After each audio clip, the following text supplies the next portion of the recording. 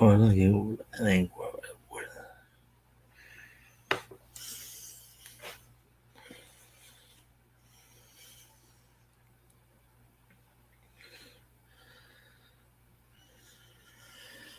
Me, myself, I got nothing to prove. And now it's saying we got two people watching, so that's Z. Hello. Of course, we're gonna wait a few minutes before see who else shows up. How's everybody doing? And I know there's one other person here. It looks like we got two viewers. So make myself and one other person. So I'm guessing you might be lurking. I guess.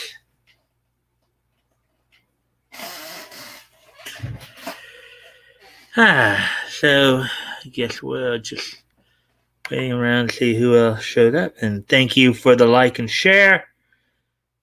I do appreciate any and all likes and shares. Helps get more people in here. Helps to helps also to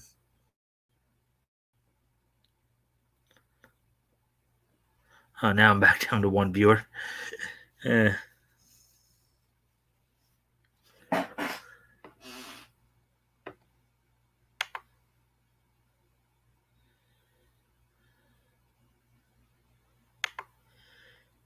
waiting for more people to show up. You drive fast car. I got a plan to get it out of here.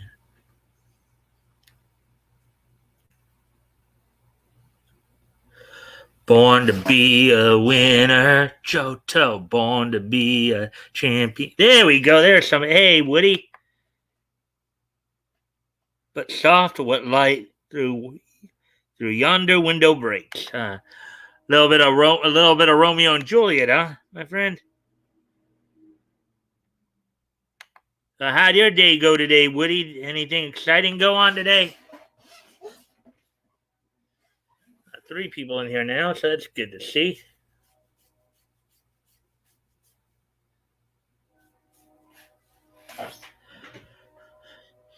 Born to be a winner, Johto. Born to be a champion. Born to be a winner. Born to be the very best. Pokemon Johto. Born to be a winner. Pokemon.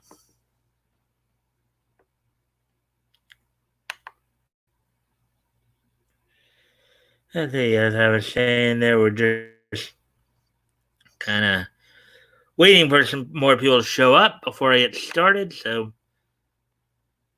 hoping you had a good day today, Woody.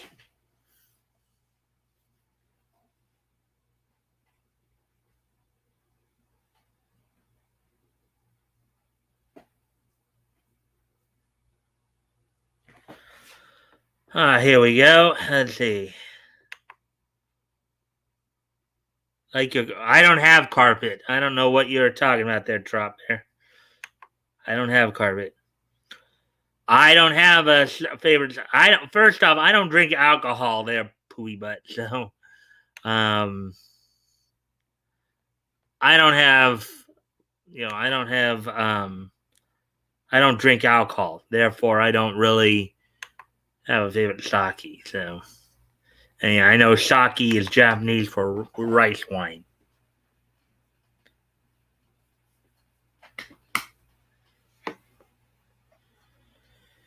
Oh yeah, four people in here now. So, let's see, what else do we have here?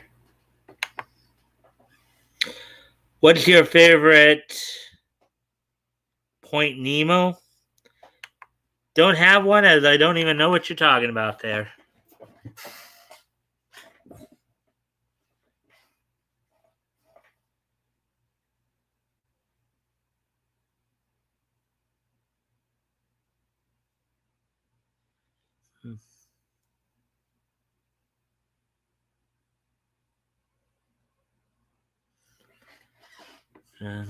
Driving in your car.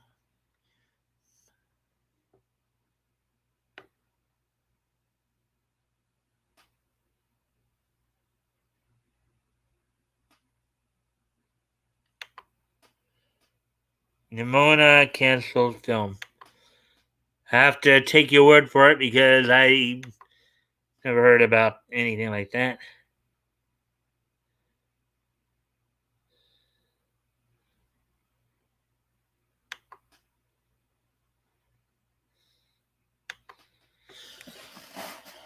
Hmm.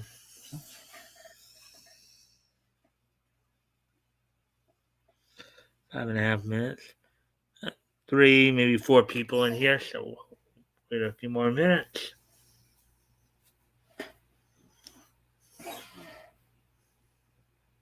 Let's see, we're coming up on 6 minutes there.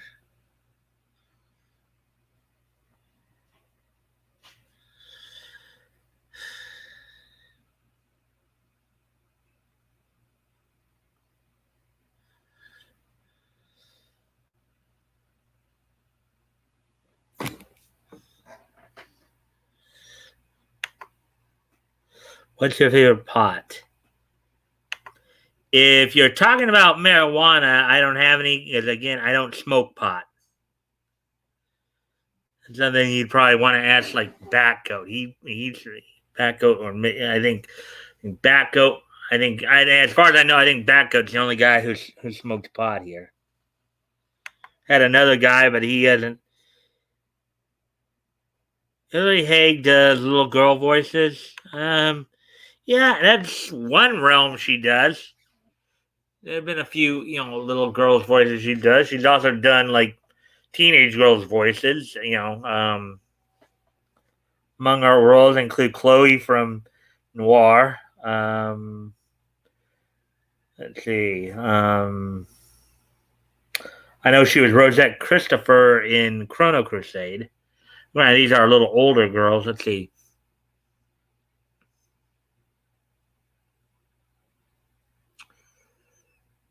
Who else is she? I know she is Anju in Utawara Rumono, The False Faces. That's an anime I've been watching recently. They need more black, Hispanic, or Asian voice actors and actresses voicing anime. Well,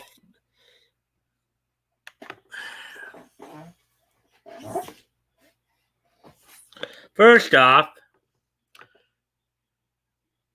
the Japanese do voice anime over in Japan. What, you talking about the dub, you mean?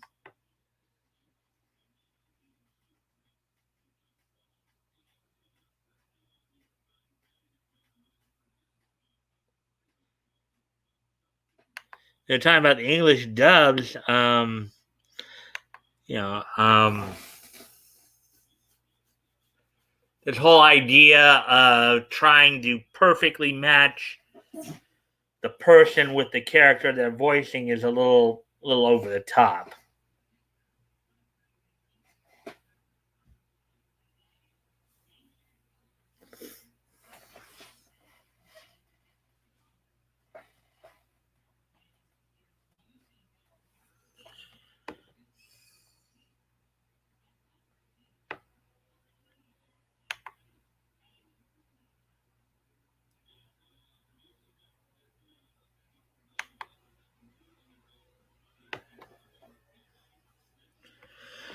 Anyways, well, we're at 9 minutes here, so I'm gonna go ahead and let's get into start getting into the stories here.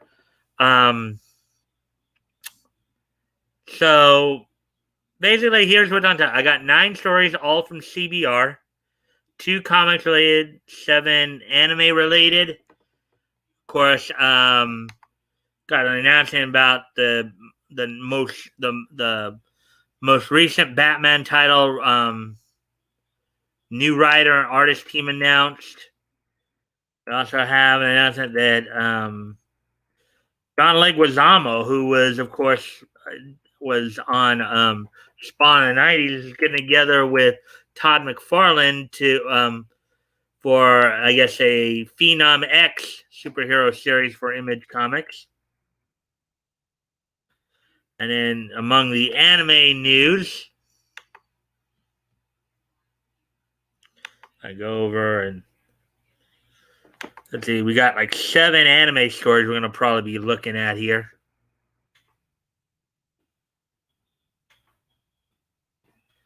Which of course include, see if I can go back and so um we're gonna look at, aside from Shonen Jump, some other manga publishers that are out there. Funimation announced their licensing of the romantic comedy Love After World Domination. Let's see. Um, Takashi Watanabe is slamming anime studios for operating during the pandemic. And that a little bit. Let's see. One Piece Volume 100 cover revealed. Theatrical release date is being announced for My Hero Academia World Heroes mission. Drops of God manga gets a live action series. And Monthly Girls Nozaki-Kun celebrates 10th anniversary with illustration. So those are all the stories that are on tap for tonight. Getting into those.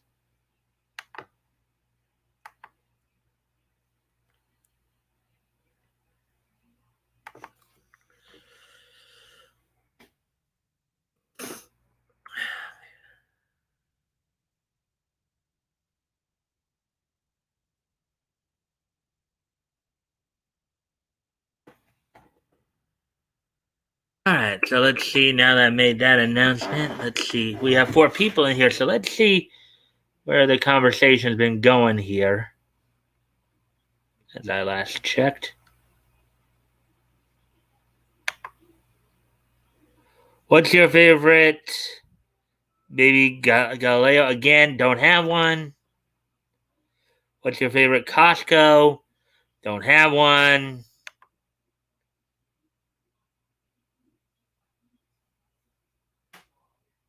Washington has too many Hornets. Let's see. You hate? No, I don't hate Philadelphia. Has no anime? Of course not. Anime's from Japan. Boston has it. Oh boy. Okay.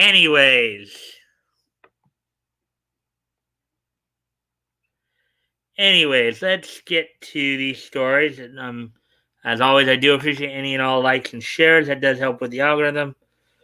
And I do appreciate those who are also lurking about listening content. I hope you guys enjoy the content as we are now.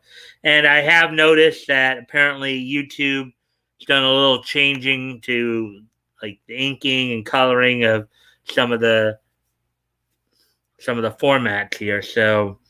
Um, so anyways, let's get into the stories now as we're now past the 13-minute mark, so it'd be a good time to um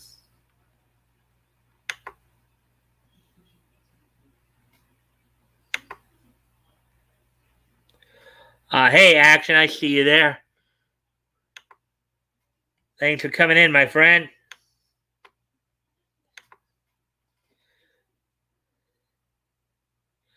Good evening. Good evening. Here to lurk. Yeah. All right. Well, Action, I hope you enjoy the content. As always, I do appreciate any and all likes and shares. Let's get more people in here. Uh, what do you like? What do you like? Bricks better than cinder blocks for building? Don't know. Not really my cup of tea. Not really something I really get into. Hmm.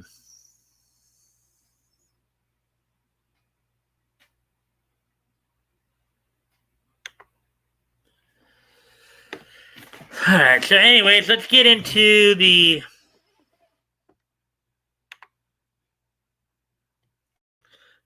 this. So here's the first article we're going to be looking at. As I said, we got 9 articles tonight, all from CBR, 2 from the two comics related, 7 anime related. So here we go. Batman. DC reveals the Dark Knight's new writer and artist team. DC sets a new creative team for Batman in December as writer Joshua Williamson and artist Jorge Molina continue the Dark Knight's adventures. Article by Jeremy Bloom, published 11 hours ago. So here we go. Joshua Williamson and Jorge Molina are the new creative team on Batman, starting with December's issue number 118.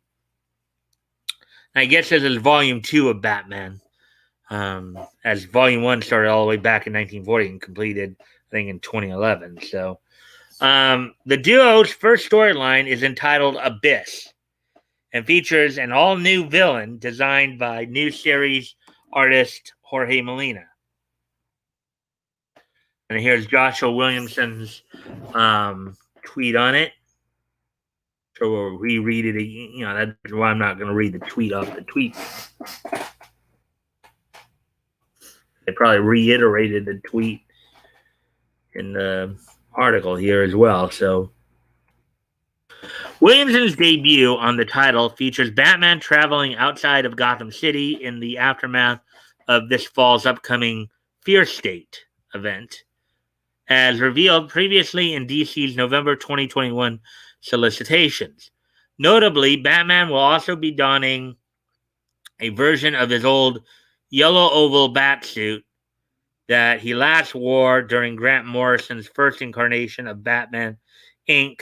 prior to DC's New 52 reboot in 2011.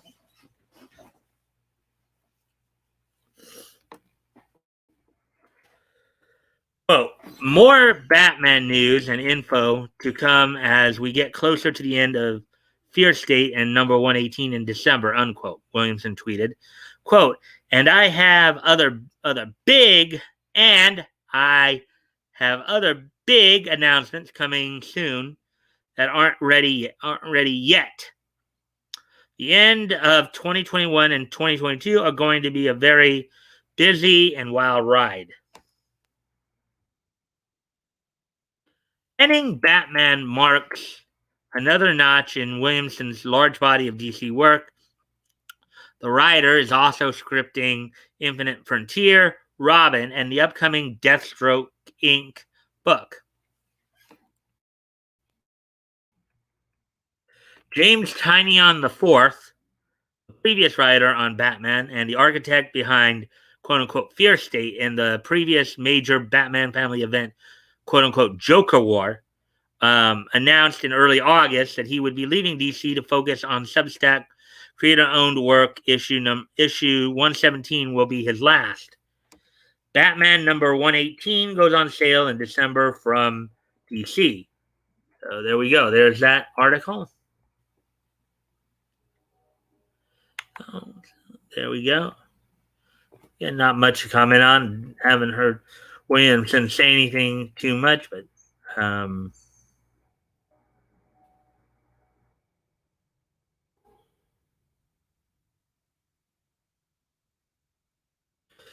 and here's the other comics article.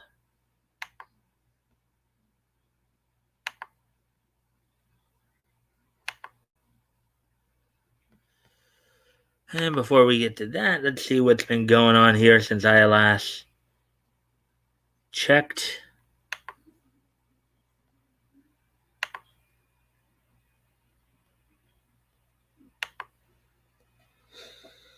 Can you explain why you like reading stories? Well, I read news stories partly to get the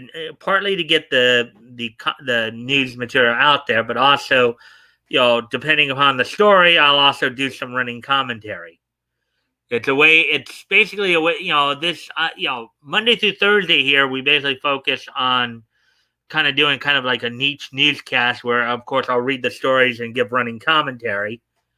And then on Fridays, that's when we do our historical comic references, where I have Batgo come on and we, look through and look back over comics history and see how comics evolved over time. We talk, and in terms of, from the commentary, critique commentary side of it, we do everything from, comparative social commentary to, language and word usage analysis to just, comparing the times.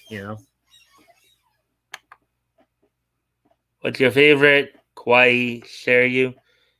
Don't have one. Let's see.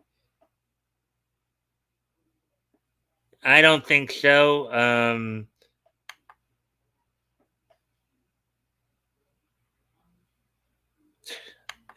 Anyways.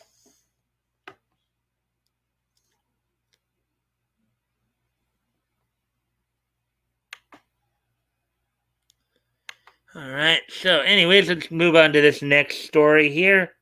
Next article. John Leguizamo and Todd McFarlane reunite for Phenom X superhero series. John Leguizamo and Todd McFarlane reunite after teaming on 1997's Spawn movie for the actor's new Latin superhero comic book series, Phenom X. Article written by Tim Adams, published 7 hours ago. John Leguizamo is reuniting with Todd McFarlane for Phenom X, a new Image comic superhero series from the successful actor. The 1997 Spawn movie is where John Leguizamo and Todd McFarlane first met, with the former playing the film's central villain, the Clown. The latter,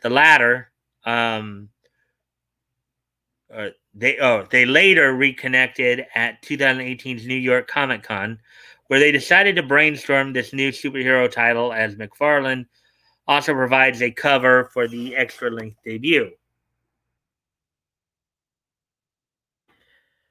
Phenom X features an all-Latin creative team, with Leguizamo joined by artist Edgardo Miranda Rodriguez from La Boricana, and cover artist Jim Munich, Jose Marazan Jr., and Juan Fernandez. Quote, "In today's world, it's incredibly important to support Latin artists," unquote, said Leguizamo. Quote, there is a lack of Latin representation in Hollywood, and it's important to showcase Latin superheroes, unquote. Well, at least he's not. At least he's doing something about it without whining about it. Which I can respect this. I can respect. They want more representation instead of crying about it like a lot of people do. They're actually doing something about it. They're actually putting together a project and putting it out there. So I support that idea. What I don't support is constantly whining about the lack of diversity, or trying to force diversity, by changing established characters. At least Leguizamo here is putting out a new character and trying to trying to get more representation. That's the way you get more representation. Have people who are of that community create something, and then you see if it works out. If you just sit there and whine about it and just like do what a lot of these woke people do, it's not going to really sell much. But Leguizamo, I can respect this because he's actually trying to put something out there with representation without whining about it, without crying, "Oh, it's not, Hollywood's not diverse enough." And let's see.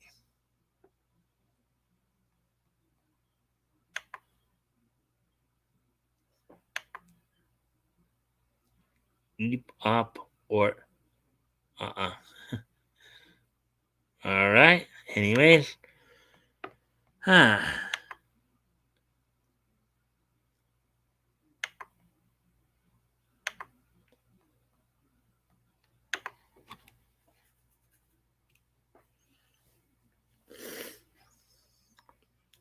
Quote, John has been a multi-talented artist for such a long time. It was exciting to hear that he wanted to bring some of those talents into our comic industry and to help give a voice to a certain segment of society, unquote, said McFarlane. Quote, John is well regarded in the Latino entertainment world, and we are both hoping that his character not only makes an impact here, but across the globe, regardless of your background. Cool comic books should have a place everywhere. Unquote. I 100% agree with that. I think a lot of people would agree with that.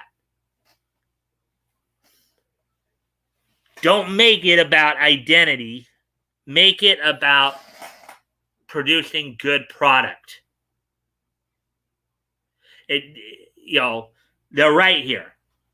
It shouldn't matter if you're white, black, Latino, Asian, whatever. If you produce a good product and stop whining about lack of diversity or wokeness or whatever, you will sell books. Phenom X goes on sale November 3rd from Image Comics. And right here, I guess, is the John Leguizamo, Aaron Rappaport, Joe Michek, Chris Batista, Phenom X, Image Comics #1, from Image #1. Oh, here we go. Here's some more. Phenom X #1. So here we go.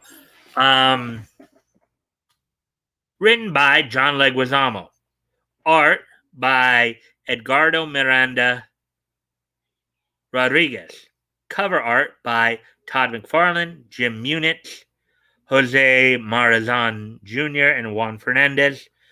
Phenom X centers around the character Max Gomez, who is wrongfully imprisoned and is desperate to regain his freedom. Max agrees to become a subject in an underground government experiment. When the trial gives him phenomenal shape-shifting abilities, Gomez learns his new quote-unquote freedom requires surviving a superpowered war fought on the streets of New York City. See, now that does sound like a pretty good story, and it's not getting all woke, not whining about identity. That sounds like a good story, and that's something that I think a lot of people would really support.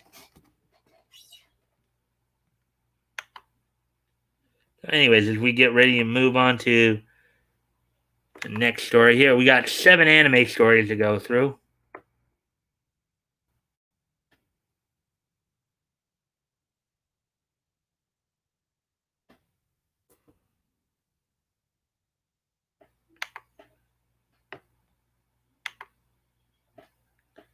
All right.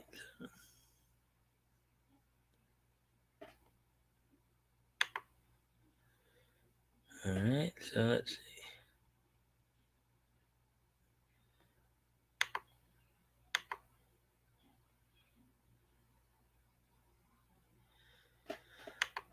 All right, so anyways, here's the next article we're going to be reading.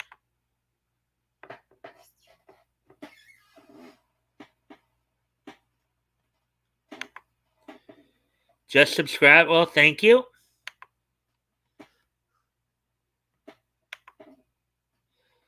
As I do appreciate any and all likes and shares. Helps to try to get more people in here and all that. I hope you guys are enjoying the content. If you aren't, I'm sorry.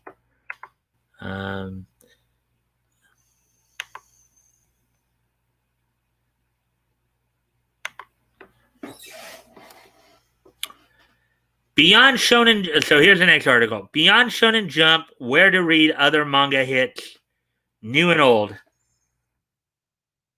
Yen Press, Kodansha, and Ablaze Publishing are just a few of the companies fans should look to beyond Shonen Jump for great manga. Article by Timothy Donahue, published 14 hours ago. Weekly Shonen Jump and its various sister publications are, in many people's minds, the face of the manga and even anime industry, which is kind of true, particularly with Viz manga and Viz media. However, despite how ubiquitous the publisher and its books may be, it's definitely not the only name in town. Several other manga publishers in the West are bringing titles of all different types and genres to international readers. Um, let's see. Yen Press, Kodansha, and the more recent Ablaze Publishing are just a few of the many companies widening the scope of the manga industry beyond the typical battle shonen title. Here's a look at some of the biggest names besides Shonen Jump in the West and some of their works. Shoujo Beat. Oh, there's Nana. And I've seen the anime Nana. That's a pretty cool musical anime right there. If you guys haven't seen it, I'd recommend it. If you're into rock and roll and stuff like that, and into not just rock, if you're into like heavy metal and punk bands, but they also got an interesting story, interesting underlying story there as well. So, though the magazine itself is now long defunct, English publisher Viz Media still uses the name as an imprint for its shoujo titles. Shoujo, I think it's okay. Alongside I think shoujo is geared more towards girls. I think is what, if I understand correctly. Alongside the shonen-oriented Shonen Jump, which is more directed at boys, Shoujo Beat was instrumental in bringing romance and other female-oriented manga titles to the West. The magazine had chapters from 6 different books at a time, eventually running a total of 14 different titles. These include books such as Nana, which I was just talking about, which follows the lives of 2 women named Nana as they try to make a new life for themselves in Tokyo.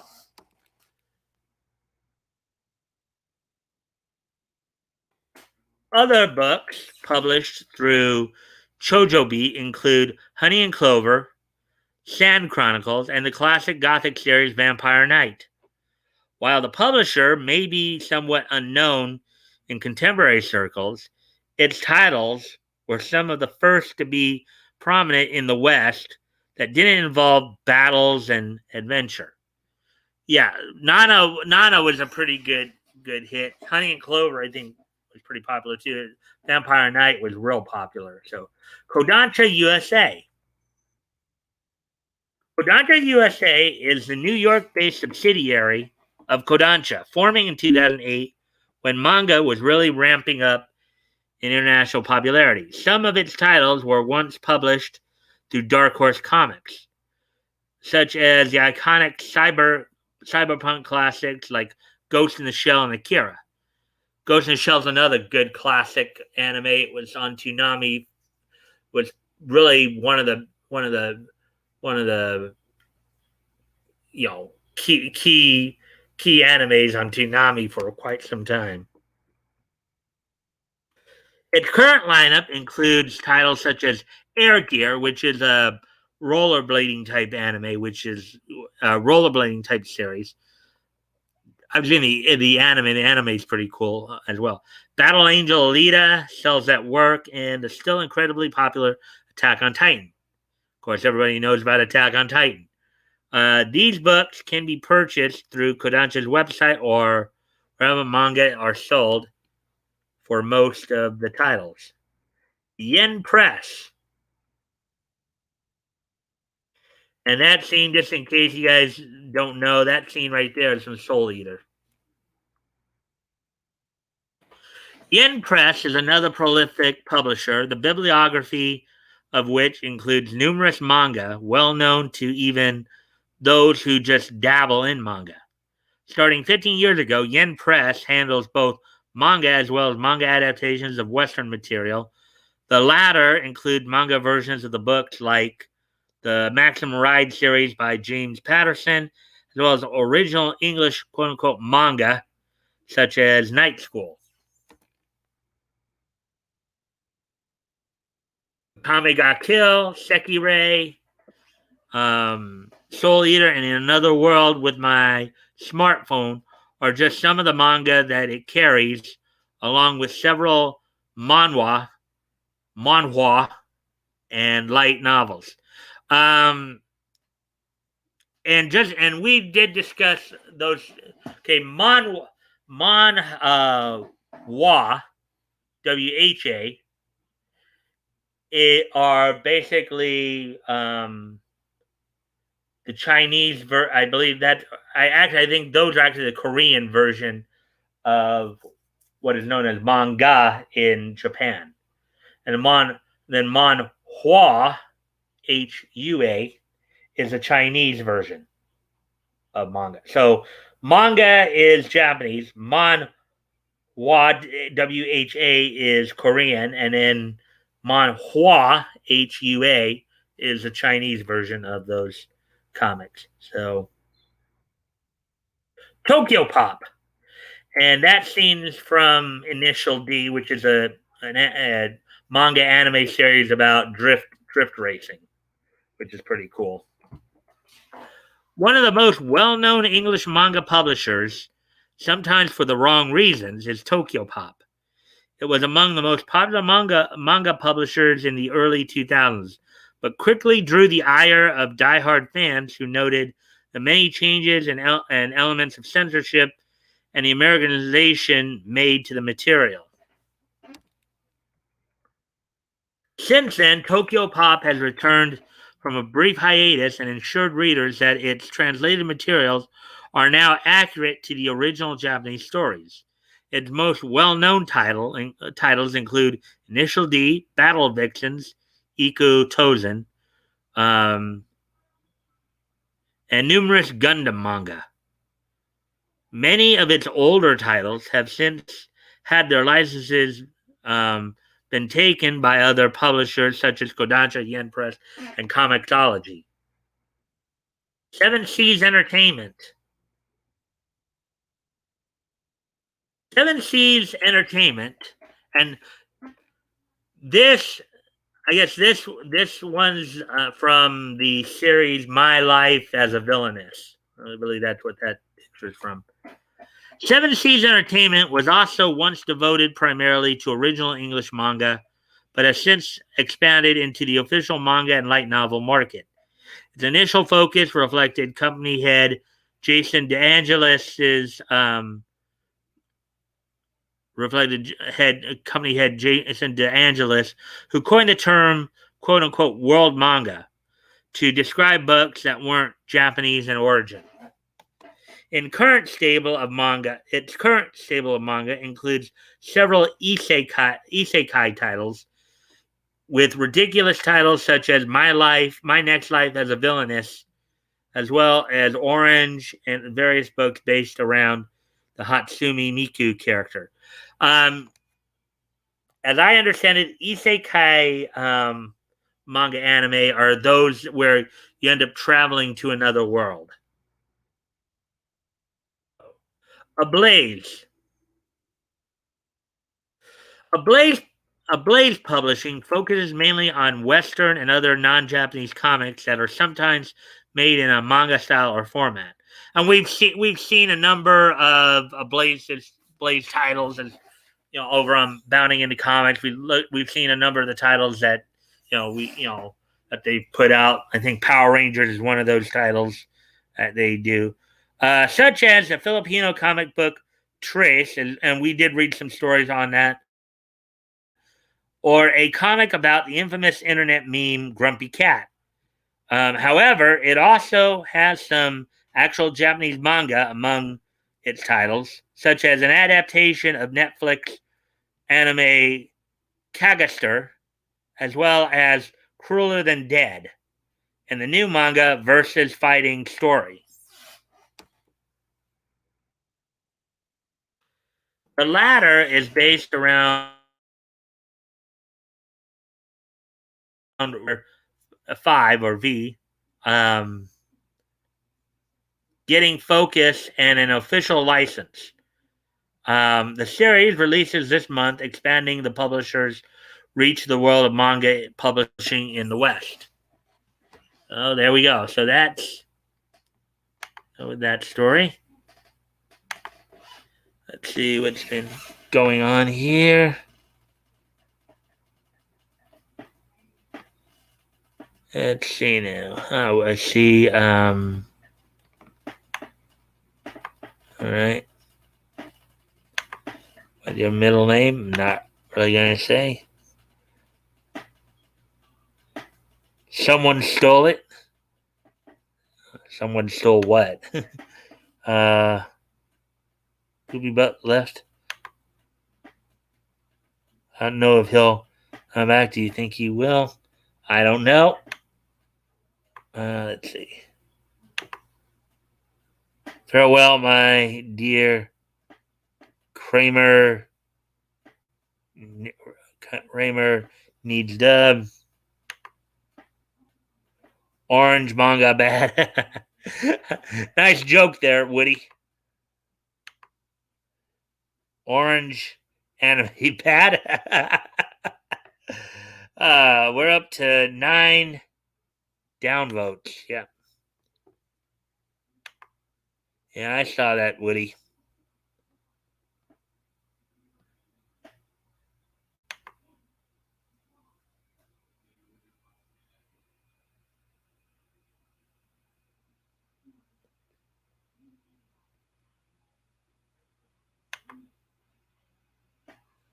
Oh. Hopefully we can get. Hopefully some of our regular crew will come in and help balance that out.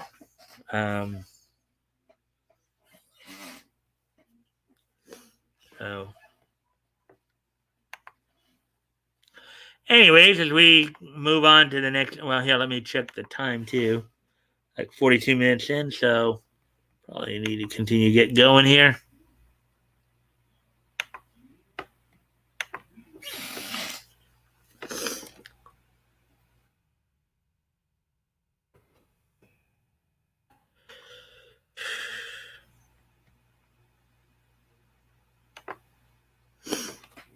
All right, superhero rom-com, romantic comedy, Love After World Domination, licensed by Funimation. Funimation announces the superhero romantic comedy Love After World Domination is coming to the streaming service and drops a new trailer.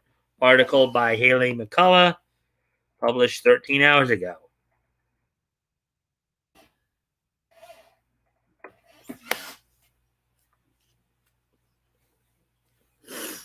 Superhero stories have taken over the entertainment landscape. Funimation is getting in on the action. Well, they're kind of already in on the action as they license My Hero Academia here in the States.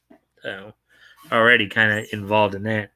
The superhero romantic comedy Love After World Domination is coming to the streaming service sometime next year.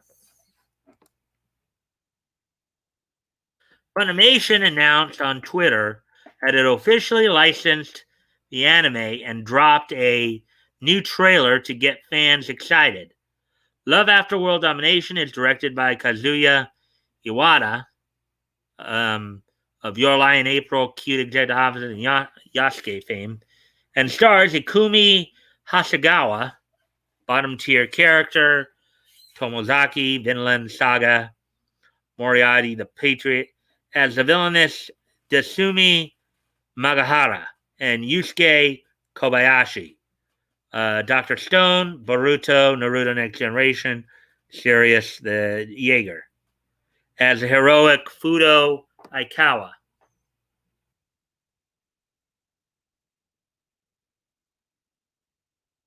And there's their tweet on it. It's on the manga of the same name, Takahiro Wakamatsu and Noda Hiroshi. Love After World Domination follows Dasumi, the head of the evil organization Gecko, and Fudo, the leader of the superhero team Gelato 5, as they attempt to navigate their secret forbidden romance.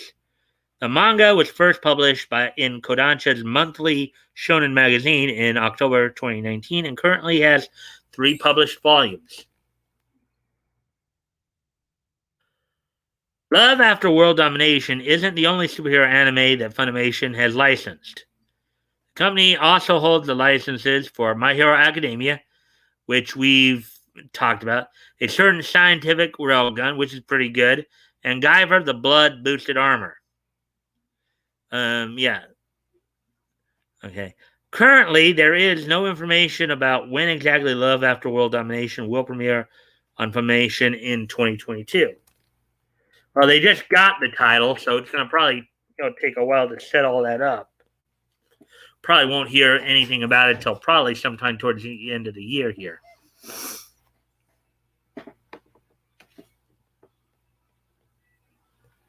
So there we go with that one.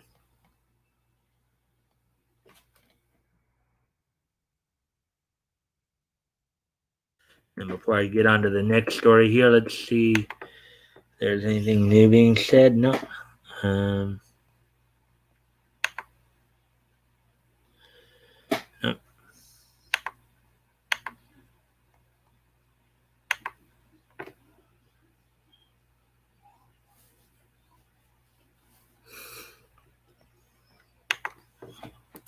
All right, so here's the next article we're going to go through. Realist Hero director slams anime studios for operating during the pandemic. The director of How a Realist Hero Rebuilt the Kingdom is publicly expressing his frustration with anime studios during the pandemic. By Michael Acerna, published 12 hours ago. So this sounds like a rare case where we're hearing a Japanese person complaining about, let's see. It is rare for Japanese creators to publicly air their grievances with companies they work with, but Takashi Watanabe, the director of the isekai anime How a Realist Hero Rebuilt the Kingdom, took to Twitter to criticize anime studios for prioritizing production over the health of their artists and animators. Again, I've said this before and I'll say it again. You cannot stop the world for a virus. You cannot stop living your life over a virus. Watanabe is an industry veteran who has worked on shows such as Slayer's Next, Full Metal Panic, Oremo. Full Metal Panic is one of my top 5 favorite all-time animes, by the way. Oremo and Sword Art Online. So it is kind of disappointing. This guy's put out some good work here, and it's disappointing that he's taken this mindset. And is currently directing How a Realist Hero Rebuilt the Kingdom at the studio JC Staff, which also produced shows such as Revolutionary Girl Utena and the second season of One Punch Man. On Twitter, the director revealed that at least one other anime studio has been shut down due to a cluster of COVID-19 infections within its offices. Quote, although there is an implicit gag order, I have heard that at least one company has had a cluster and the studio has been closed, unquote. Watanabe revealed, adding, quote, there might be more studios, but no information flows, unquote, implying that these studios are trying to keep news of infections within companies quiet. Watanabe expressed his own fear and frustration, saying, quote, I don't know when I will get in close contact. Dangerous waters, but why doesn't the anime industry stop working, unquote. Because maybe they want to make money? Maybe they don't want to be reliant on the government. Maybe they want to make their own decisions. Yes, if you feel so threatened by the virus that you have to stop work, that's your choice, buddy. But you can't impose your choice on other people. Japan recently extended the state of emergency procedures to September following a record high of over 100,000 new COVID 19 cases in Tokyo alone during the month of August. A shortage of hospital beds in Tokyo have forced officials to ask 25,000 patients to recuperate at their homes. The anime and manga industries both been heavily criticized for prioritizing productivity over employee health and safety. A recent New York Times investigation found that some full time animators working on anime make as little as $200 a month.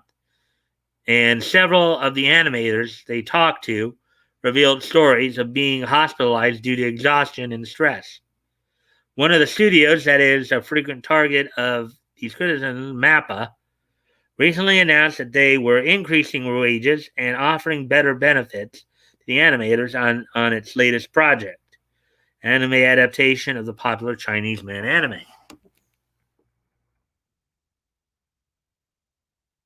While some anime and manga productions have experienced delays due to the ongoing COVID-19 pandemic, the industry has experienced a boom in sales and viewership as quarantined. Yeah, and you see, that's the other side of it too. If you have more people at home, they're obviously reading more manga and watching more anime.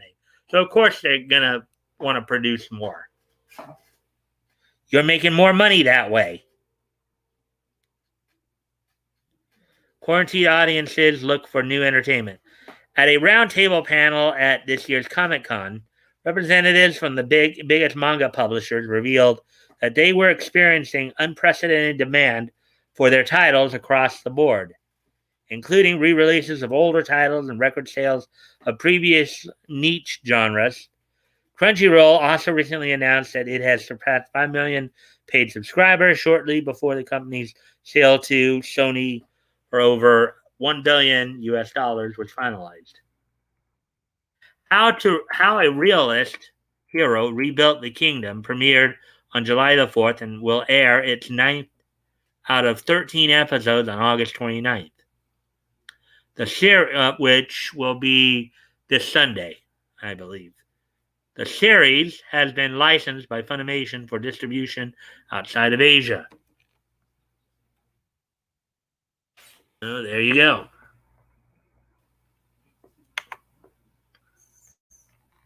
See what's been going on since I last checked.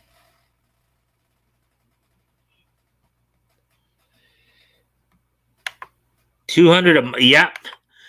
Yeah, that's been a story that's been going around a while, Woody. That they're really getting um, paid real cheaply.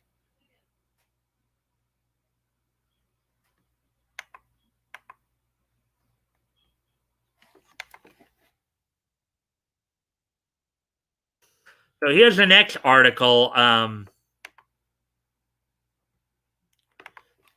That here's the next article that we're going to look at.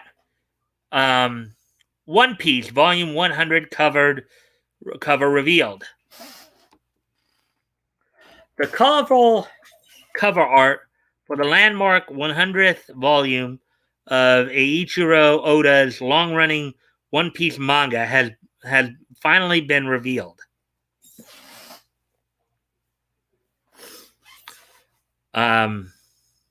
Article by Michael Lacerna, published 11 hours ago.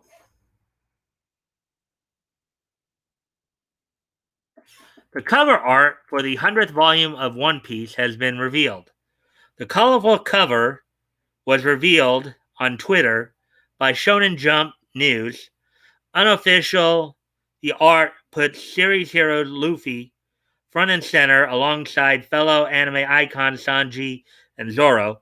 The 100th collected volume of the manga will contain chapters 1005 to 1014 of the series, and currently has no release date. The 99th volume of One Piece was previously released in June. I guess here's the cover right here.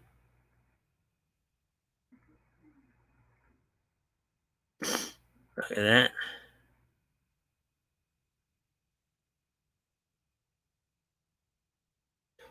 One Piece was created by Eiichiro Oda, was first published in Weekly Shonen Jump in 1997. The long-running epic has since become the number one best-selling manga series of all time, with almost 500 million copies in circulation worldwide. The manga has been licensed and localized in over 58 countries worldwide. An anime series based on Oda's manga premiered in 1999 and is currently on its 20th season. The manga series published its 100th chapter at the beginning of 2021, and the anime series is scheduled to hit its 100th episode shortly as well. In addition to the anime and manga, there have been over a dozen One Piece video games released on everything from the original black and white Game Boy to current platforms such as Nintendo Switch. Luffy and other characters from One Piece have also frequently appeared as guest characters in other games, well, including the crossover fighter game Battle Stadium DON and Jump Superstars, a live action adaptation of One Piece is in production from Netflix, with Oda serving as an executive producer on the series. Now, also One Piece had the anime had had some crossover episodes as well with I think another of Oda's creations, Toriko. So there was some of that as well. So manga's international popularity was recently highlighted at the Tokyo Olympic Games, with many athletes donning One Piece poses or making other references to the series during the competition. The president of France also recently displayed his love for Oda's opus. Opus, I think, is a fancy word for like great work, from what I understand. The series tells the story of Monkey D. Luffy, a young boy who dreams of being a famous pirate and who accidentally consumes the supernatural gum gum fruit, which gives his body rubber-like properties that allow him to stretch and grow his limbs. Luffy eventually becomes the captain of the Straw Hat Pirates, a colorful crew that includes the swordsman Zoro, the perverted chef Sanji, the intelligent but greedy Nami. Luffy sets out to become the king of the pirates and unravel the mystery surrounding the One Piece, a long-lost treasure left behind by a legendary pirate. Old Roger being the name of that. The One Piece manga is localized and distributed internationally by Viz Media. The anime series is available for streaming on Netflix, Hulu, Crunchyroll, BRV, and Funimation. So there we go with that one.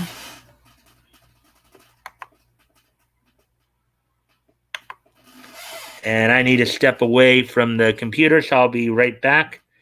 Before I go, let's see what you guys have been saying here. What's your favorite vegetables? I'd have to say carrots, or no, potatoes, mashed potatoes.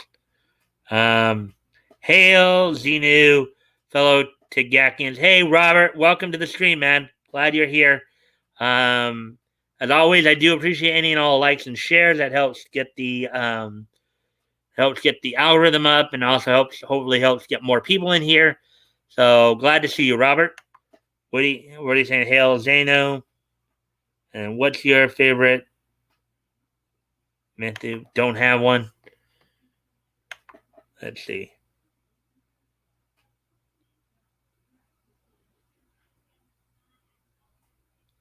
Hmm.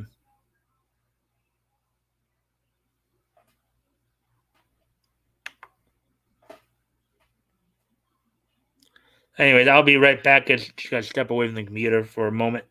Be right back.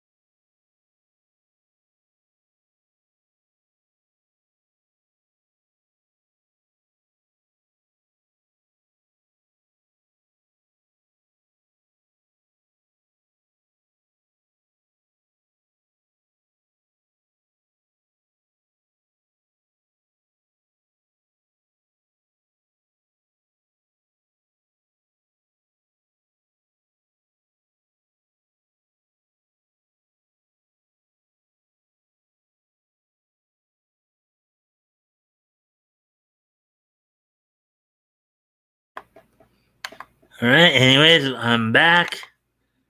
Uh, Again, I do appreciate any and all likes and shares. That does help with the audience. See if we can get some more people in here. Anyways, now we'll move on to the next story here.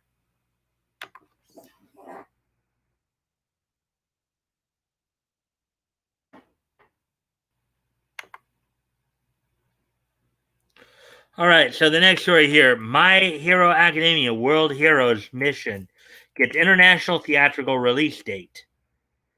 After a record-breaking premiere in Japan, Funimation announces My Hero Academia World Heroes is coming to theaters in multiple countries.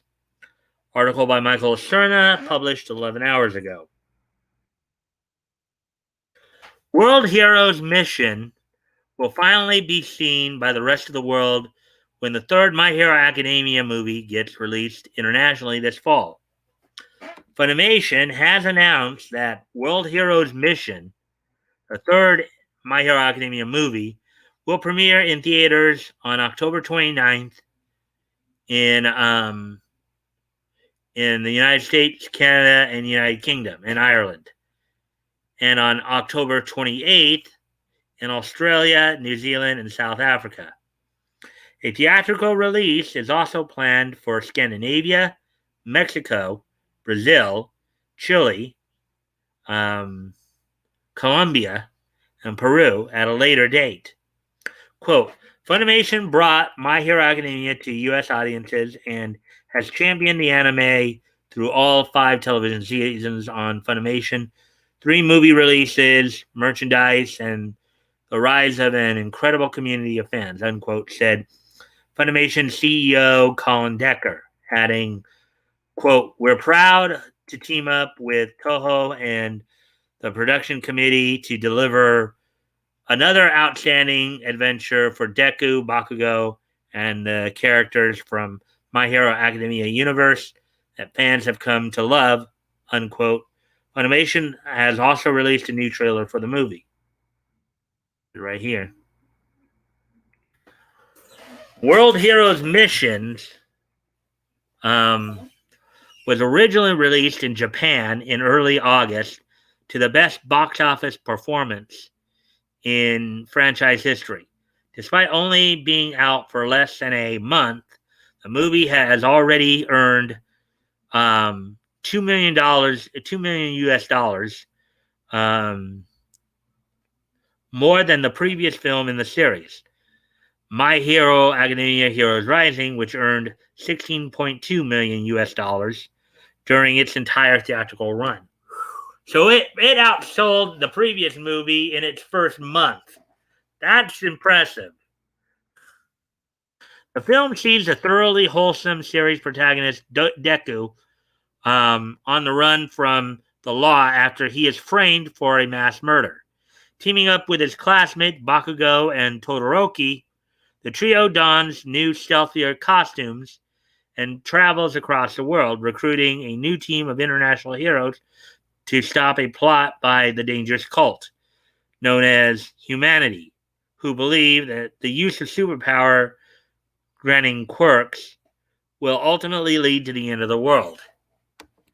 My guess is that they fear that if you have everybody having a superpower quirk, they'll somehow end up blowing up the world using their quirks. Probably what I think is the underlying fear is there. Kenji Nagasaki, who is the head director on the My Hero Academia anime series, directed World Heroes Mission. Kohei Horikoshi supervised the script for the movie, which is a completely original story that never appeared in the manga. So it truly is. It's a movie, but it's like an OVA basically. Studio Bones, which has also worked on other anime series such as Ouran High School Host Club and Full Metal Alchemist Brotherhood, produced the animation for the film. The movie features a new theme song performed by Asian Kung Fu Generation, which is a pretty popular anime rock, J-rock, anime rock type band. They have a number of hits, including, of course, Rewrite from the Full Metal Alchemist series. I believe was done by them as well from Erased. A Japanese rock band that previously provided one of the theme songs for the original Naruto anime as well. Yep. The film's cast includes Izuku Midoriya, basically Deku, who of course is voiced by in the English voice actors Justin Briner, Daiki Yamashita does the Japanese voice, Katsuki Bakugo, Clifford Chapin does the English voice, and Nobuhiko Okamoto does the Japanese voice. Shoto Todoroki is voiced by David Matranga, who's done some work with Sentai and ADV as well in Houston, doing the English voice, and then the Japanese voice by Yuki Kaiji.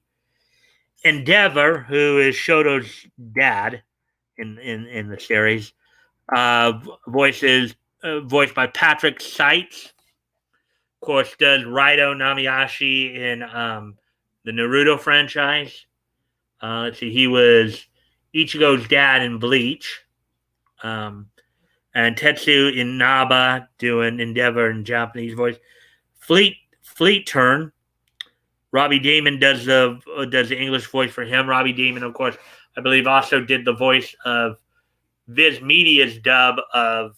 Okay, he did the English voice for Mamoru Chiba, Tuxedo Mask in Viz Media's dubs Sailor Moon series. Kazuya Nakai does the Japanese voice. Pino Christina V does the English voice. Does the English voice Pino here? She, of course, is known. See what are some? Let me see. I'm trying to remember here. I believe she did Kahlua Zoldig's voice in the 2011 dub of Hunter x Hunter. Let me see. What are some other she's been recently involved in?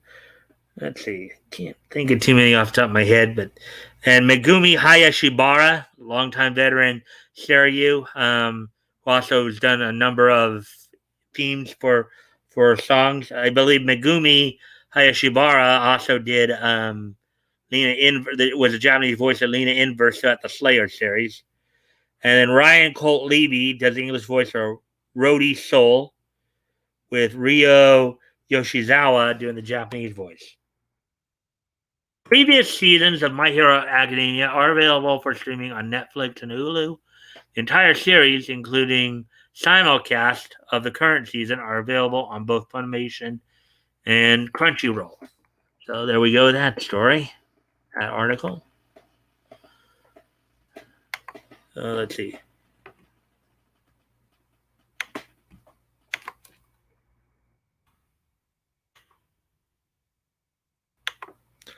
Let's see what you guys have been saying. Hey, Leto. Leto says, hey, Mike. Hey, Woody. Hey, Toys Roberts. Hope you're all doing okay today. Hey, man. Thanks for being here, man. As always, guys, I do appreciate any and all likes and shares. That helps with the algorithm, help get more people in here. When everybody's super, nobody's super. Nobody's super. Hi, Leto E. Interesting point there, Woody. I'm driving to work, but I'll be listening in. Cool. Drive safe, my friend. Thanks. I like Christina V. Yeah. Dragon's like, hey, Dave. Thanks for being here, man. I hope you're having a good day today. Batgo. Hey, Batgo. Sup, bro, daddies. Not much. I'm sure you can see what's happening on the YouTube screen. Let's see. Dave, I'm very sleepy. Played a creepy game, though, so I'm also creeped out. So you're sleepy, you want to go to sleep, but you're afraid to go to sleep because you're afraid to have nightmares.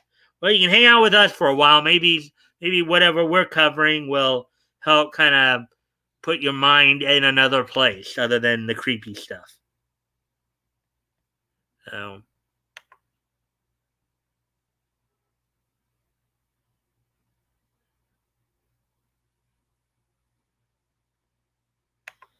oh yeah. So, yeah, as I said, guys, if you can help me with the likes and the shares and see if we can get some more people in here, that'd be appreciated. We're up to 6 people now, so that's good. So, yeah.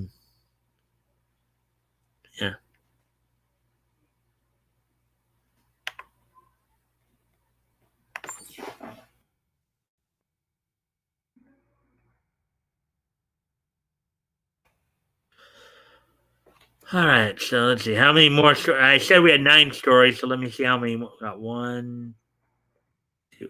Got a couple more stories here. We're almost done with the stories for the night. Yeah, so we have 9 in total. 2 that were comic related, and 2 that were comic related, and then of course 7 that were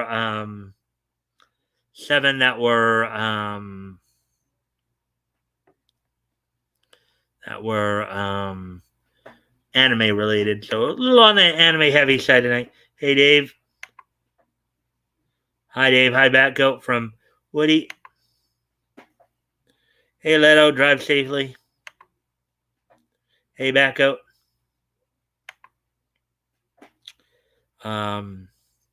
Hey, Woody, Leto.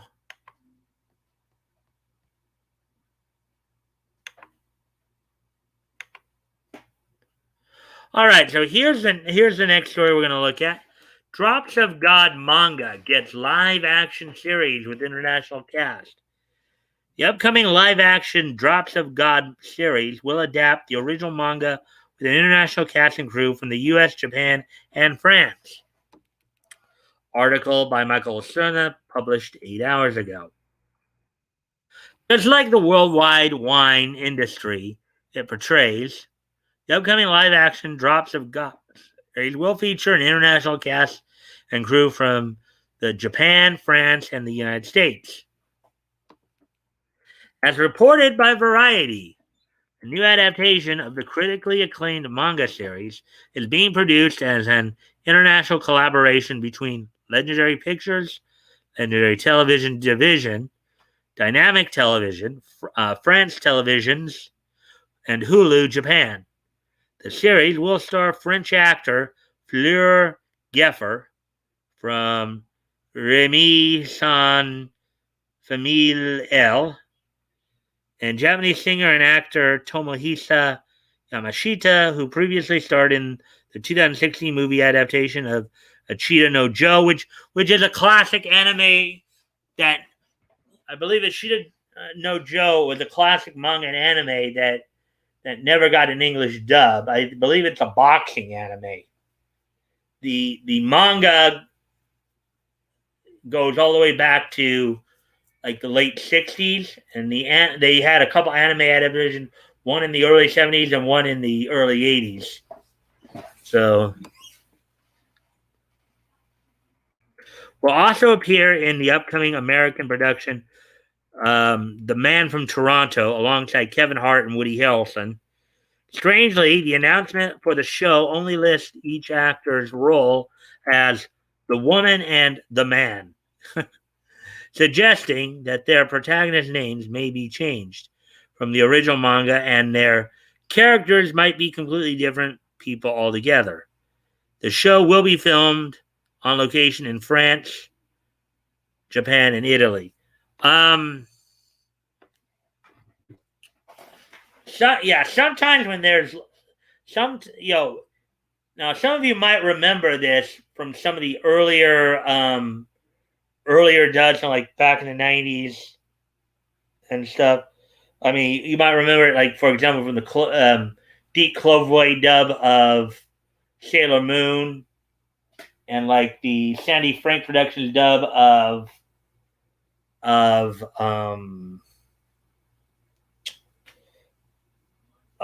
Battle of the Planets. They did this also with Robotech and Voltron as well, where sometimes when they localize it, I guess try to make things a little easier, they'll change the names of the characters so that they can be more easily understood. That'd be my guess on why they do it. Quote, Legendary Television's global division strives to bring the quality, genre, and character-driven content that Legendary is known for to local language projects, unquote, said Legendary Television's Ann Thermopolis. Quote, Drops of God, in small quotes, Drops of God is a perfect opportunity to expand these efforts into France and Japan, adding to our existing development and production slate that already has projects underway in the UK, Spain, and Mexico, among other territories, unquote. Drops of God was created by sibling writing team Yuko and Shin Kibayashi under the pseudonym Tadashi Agi and features art from Shu Okimoto. Originally published from 2004 to 2014, the series has received widespread critical acclaim for its well-developed characters and writing, and has also attracted attention from wine connoisseurs for its accurate depiction of the wine industry and culture surrounding it. See, now that's one of the interesting things about anime creators, right? They know how to incorporate other cultures without going woke. Um, the series was highlighted in the New York Times fine dining and wine section, and wine sellers and importers have even credited the series with increasing the sales of real world wines featured in the manga. Well, yeah, I mean, sometimes you like your favorite. Like, I got into eating more ramen from just because I like watching Naruto.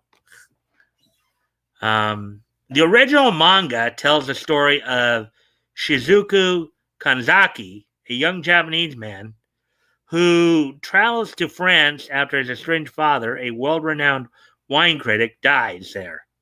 Upon arriving, Shinjuku is informed of his father's will, which states that his son must collect 13 rare bottles of wine, the last of which is known as, quote unquote, the drops of God, in order to inherit his father's sizable estate.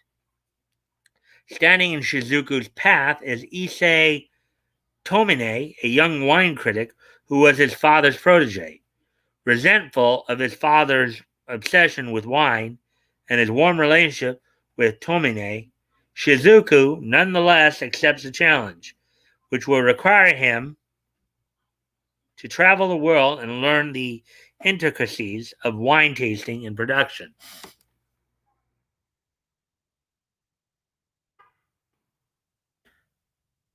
I guess father was a wine critic. Son wasn't too keen on wine because he felt his father obsessed over it, and now the only way to get his inheritance is to collect wines. So, the new international production is actually the second adaptation of the series to be produced. A Japanese TV show based on the manga aired in 2009, starring Gokusen's Kaminashi. Now, I haven't seen the Gokusen live action yet. I've seen the anime, and it's a pretty good anime. The Drops of God manga is published by Kodansha and is available digitally in English on Comixology. The series is also available for free on the Kindle app and devices for Amazon Prime subscribers.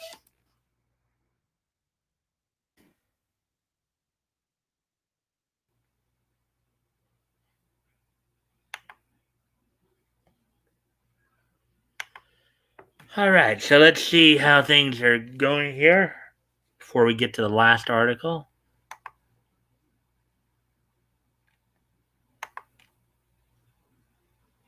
All right, so let's see.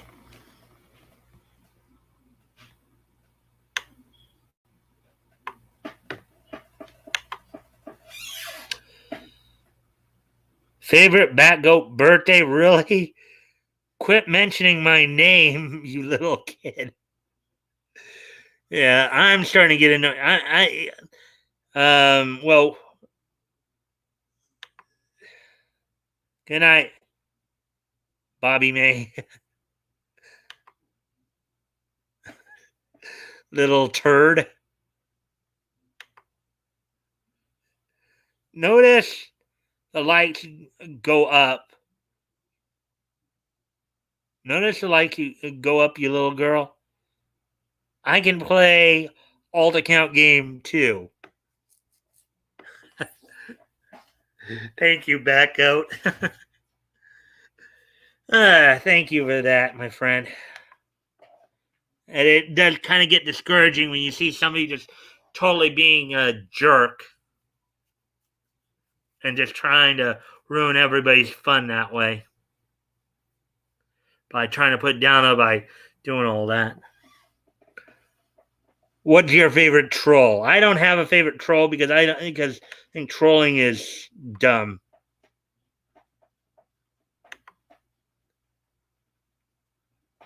Someone stole it. Sorry, Mike. I'm in no mood for this. Yeah, I get your back, goat.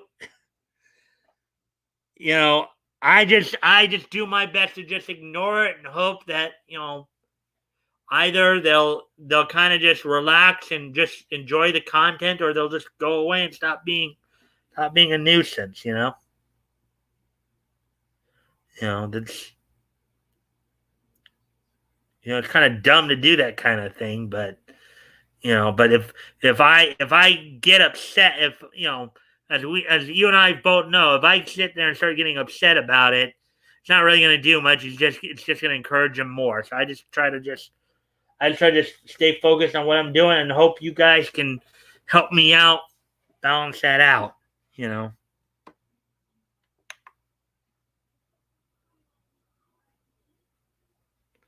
Wineaholic the manga. Yeah, I guess you could say that, Dave. Start banning people then. Well, I'm not really like you know.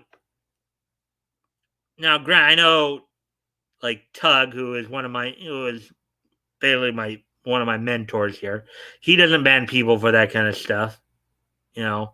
Now, granted, he doesn't need to because he's got thousands of subscribers and viewers who who can counteract that kind of garbage. I don't. You know, I'm still a small creator, still just trying to build my audience here. You know, and I know that at some point I am going to have to learn to deal with the haters. You know, you know, even if I were to ban them, all I'd be able to do is just ban them from chat. They could still probably come onto the video and dislike it. Okay, so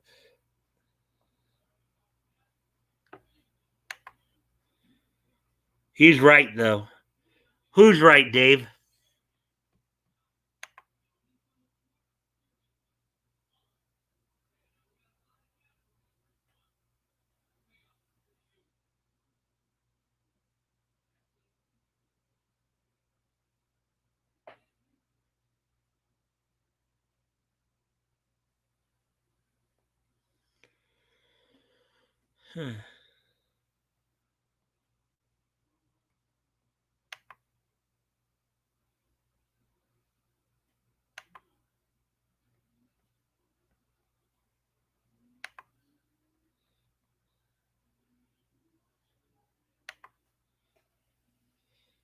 If I had the ability, I'd start banning. But as far as I know, that's a that's a Mike privilege. Mike, if you aren't on a ban, then just ignore their chat.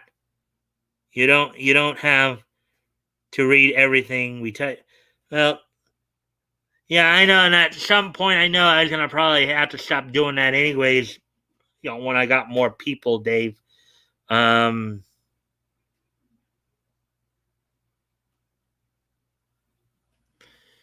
you know, um, Batgo and I have even talked about that before. Where there's gonna come a point where I'm gonna have so many people and so much going on that um that I'm not going to be able to respond to every single chat. Granted, we're not there yet, obviously, but also,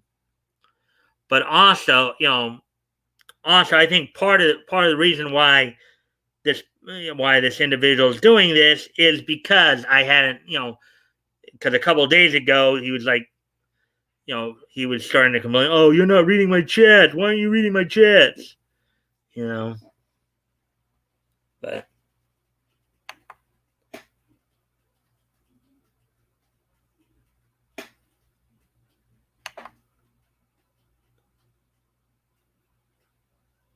Mark, his channel.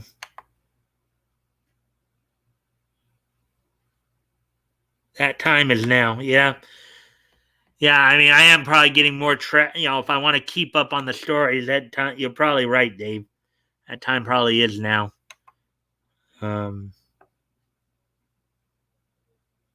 Yeah, so anyways, all right, well, let's get to the last main story of the night here.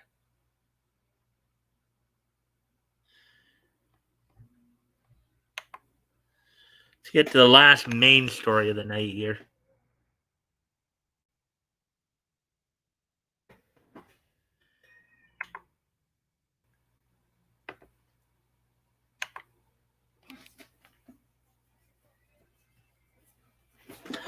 All right, Monthly Girls Nozaki-Kun celebrates 10th anniversary with new illustration. The romantic comedy manga about making manga celebrated its 10th anniversary with new art from the series creator and publisher. Article by Michael Shona published 7 hours ago.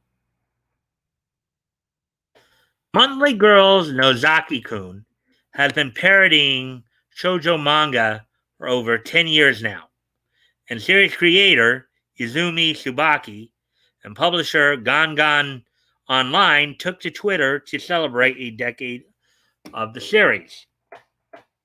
Tsubaki posted a new illustration of the series, central trio of Nozaki, Mikoshiba, and Sakura to Twitter to mark the special anniversary.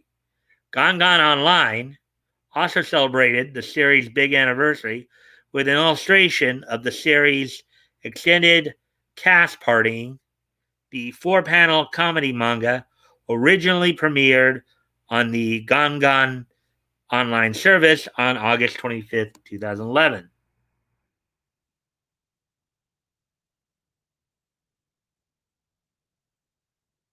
Now, here are some illustrations. Actually, let me go back up and do that a little slower there. Now, maybe you guys might want to see some of this.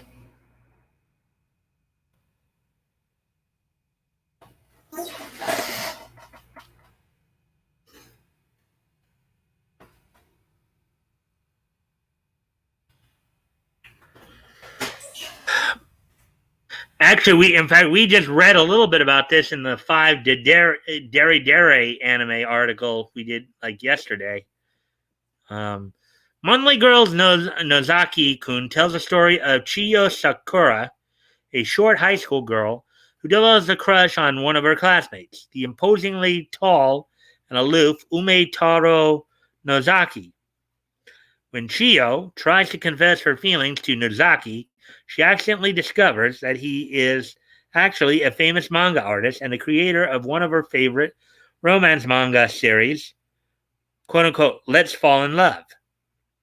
Instead of going out on a date, Chiyo ends up becoming the manga author's inker and assistant, but she decides to use this misunderstanding as an opportunity to get closer to Nozaki anyway. Series has been praised for its meta comedy and lovable characters.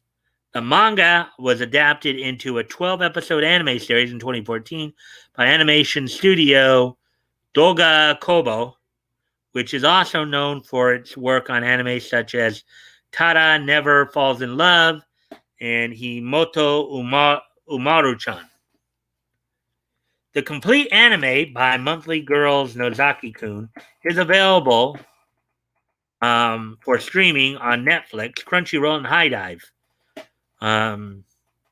High Dive, which I believe is a service that's used by Sentai Filmworks, Seraphim Digital Sound. So most likely, meaning if they have done a dub of it, it's the Houston crew that did the dub, the English dub. The manga is currently ongoing and is published and localized into English by Yen Press. So there we go. Oh, there we go. So that's the end of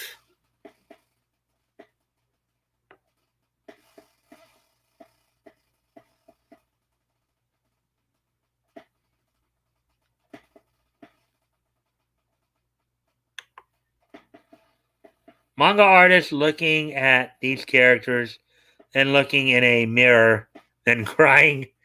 Interesting perspective there. Sounds cute. Yeah, it does sound cute. Anyways,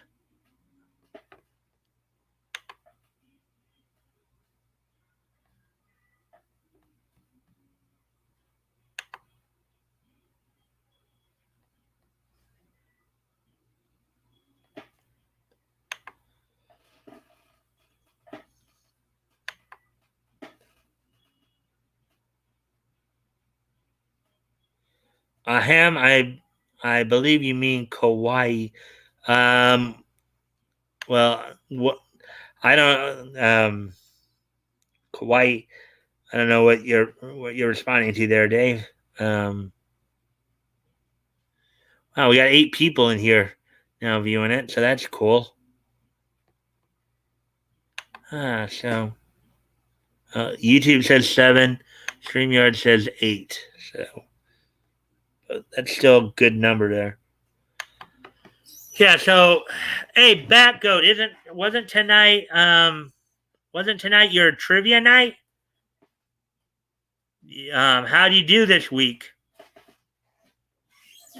An hour 36. So we'll probably be wrapping up here very soon. We'll probably start talking a little bit about getting caught up with everybody before we start wrapping things up and doing this day in Nietzsche history.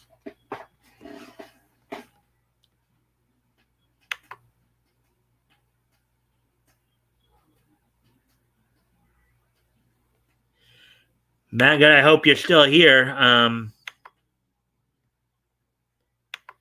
I guess I can understand if you did leave, if that stuff from earlier was annoying you.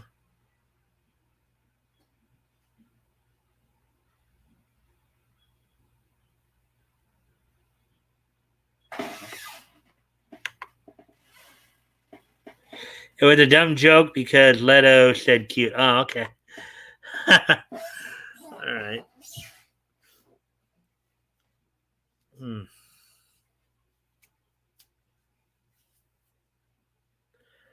So, hey, what did you guys think of the? I know some of you came in, like Leto came in a little late, Dave came in late, but what did you guys think of the stories tonight that I read?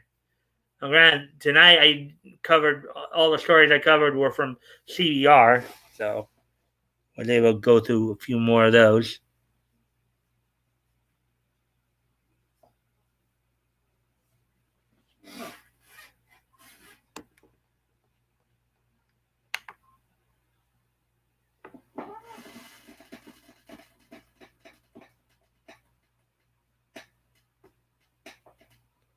Hmm.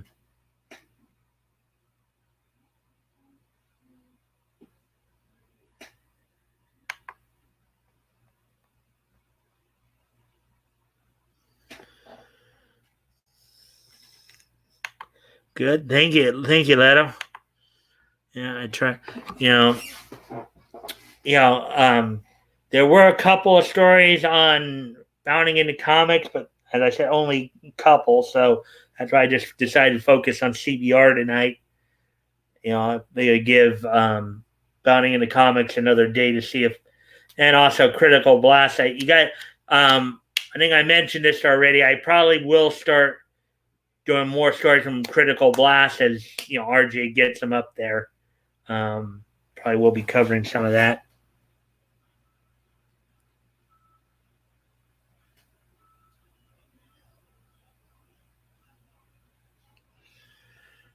Hmm.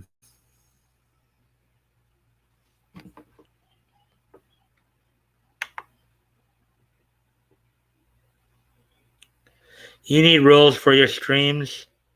Um, well, I do have at least a couple. Like one, try to keep the swearing down and just be nice to everybody. I mean, you know, try to keep this a positive.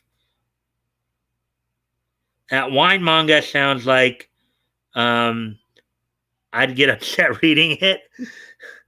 Well, I mean, that's the thing about the Japanese though. They've come up with some interesting ideas for like manga and anime.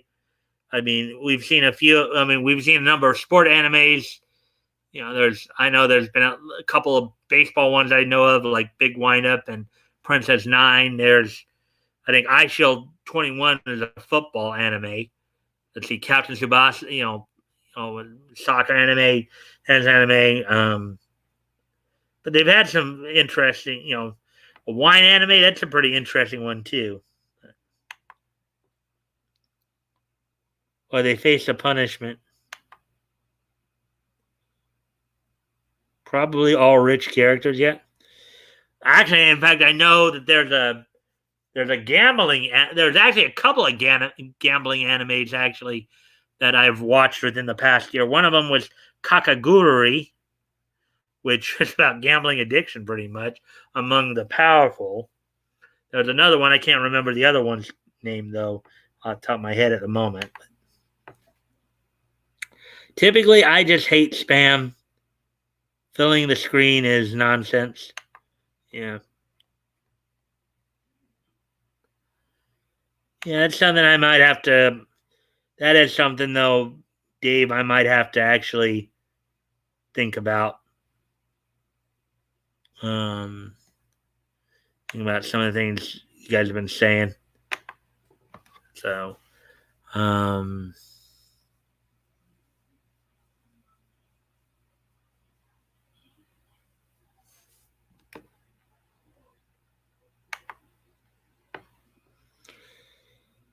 in a busy chat, the occasional garbage comment flies by, but in a low traffic place like this, the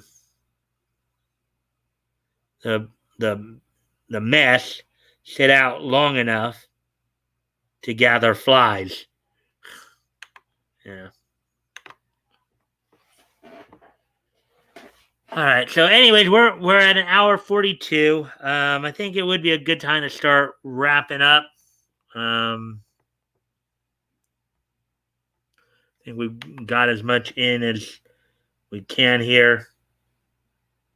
So, a couple announcements, of course. A week and a half from now, a week and a half from now, Monday, September 6th. Don't forget, that'll be our next open mic night.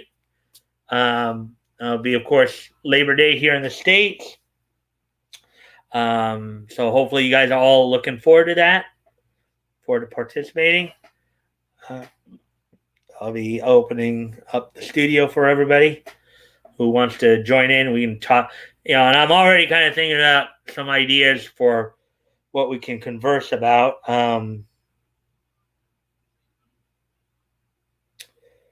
Also,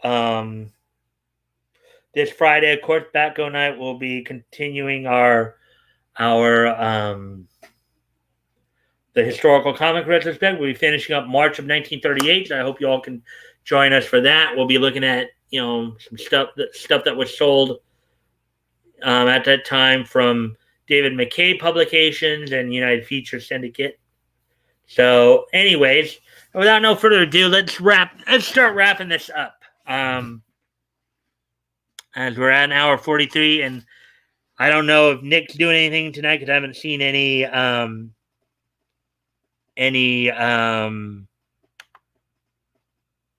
Pat Goat and Dave Marks have made me very happy tonight.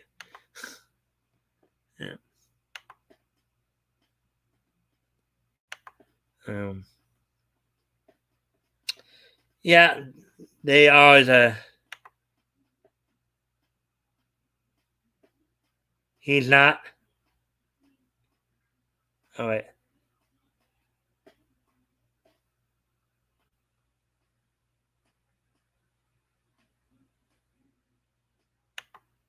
Nice. Let's see. Nietzsche. All right. So, anyways, without any further ado, let's take a look at go back and take a look at this today being Wednesday, August the 25th, 2021. Let's take a look back at this day in Nietzsche history.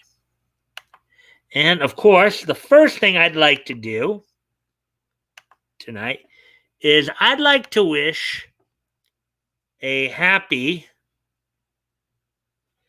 60th birthday to Nick Kaniski here.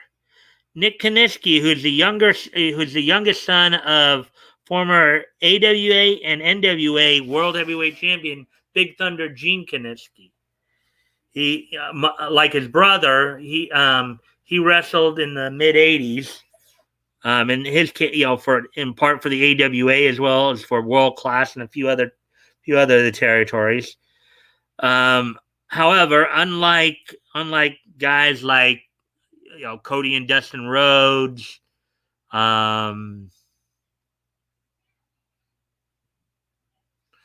let's see, Charlotte Flair, let's see, I'm trying to think of some of the guys. Nick Kaniski being a second generation wrestler, sometimes the pressures, to be successful can be a little bit daunting, when you have a famous father. Unlike guys and girls like Charlotte Flair, like the Rhodes brothers, like I'm trying to think who's another second generation type. Currently like Bray Wyatt and or the Fiend right now, and Cowboy Bob Orton Jr. as well. Unlike those guys, these guys didn't have as much success. Were not able to live up to the promise. So, anyways, let's see. You guys just said it. Let's see. Nietzsche is good. Yeah, Batgoat was unwhelmed. Yeah, just not happy. Yeah, I figured as much. Happy birthday. This birthday song is short. Yeah. Happy birthday, as I said, though, to Nick Kaniski, who celebrates his 60th, the youngest son of former AWA and NWA World Champion Big Thunder Gene Kaniski. So moving on to the next piece in Nietzsche history, which we go back 40 years ago today to 1981. As on this date in 1981, the 10th issue of Dazzler from Marvel Comics went on sale on this date, edited by James Shooter. The story In the Darkness Spaces the Light story was written by Daniel J. Fingeroth, penciled by Frank Springer, inked by Vince Coletta, lettered by Janice Chang, and Don Warfield did the coloring. So on this date, 40 years ago today, was the 10th issue of the Dazzler came out from Marvel Comics. And here's another interesting little tidbit here. If you guys look at the cover here, I can't enlarge it, but well, yeah, I can enlarge it. Can't really. Oh, yeah. I want to show you guys something here. Enlarge it. Key right here up top, at the very top is a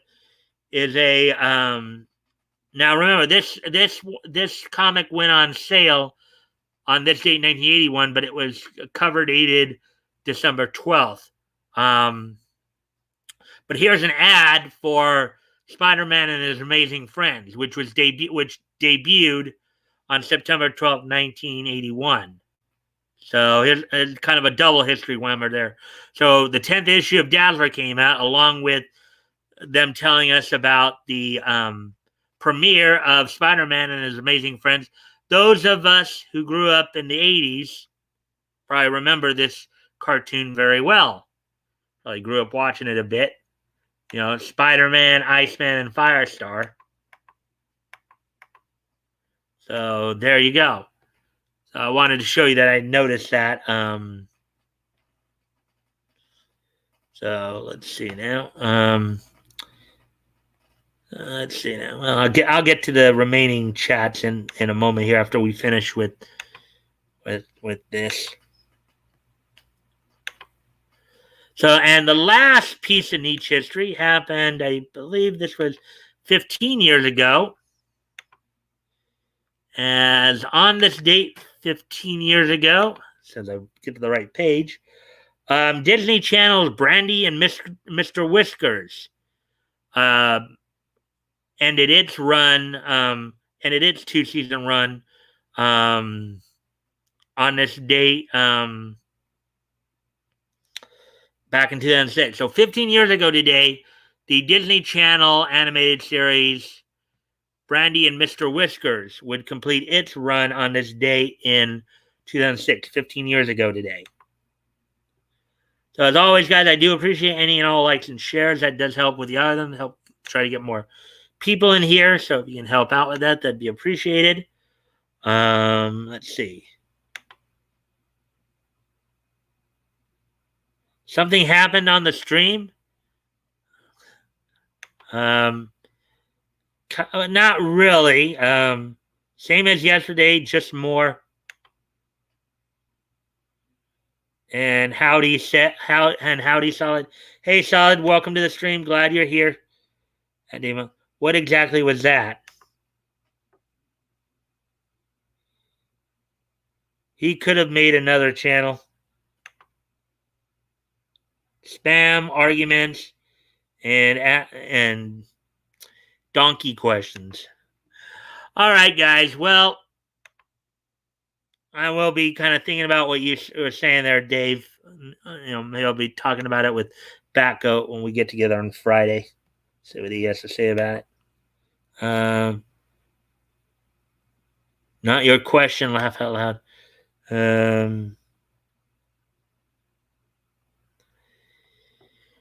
Anyways, yeah. Anyways, guys, I thank you all for being here. I appreciate all the likes and shares, and I will see you tomorrow. Bye.